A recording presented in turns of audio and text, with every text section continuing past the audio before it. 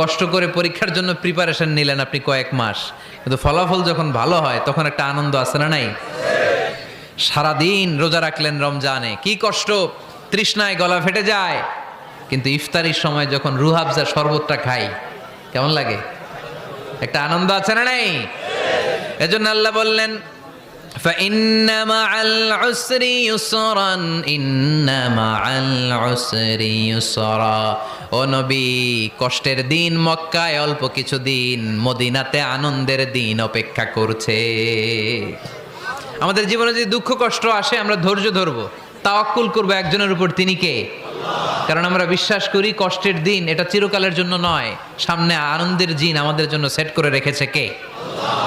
তাহলে আমরা সূরাতুল ইনশিরাহ থেকে 3টা নেয়ামতের বর্ণনা শুনলাম, বিশ্বনবীকে কি সান্ত্বনা দেয়া হলো সেটা শুনলাম। এবার 2টা গাইডলাইন শুনে তাফসীর আমরা শেষ করব।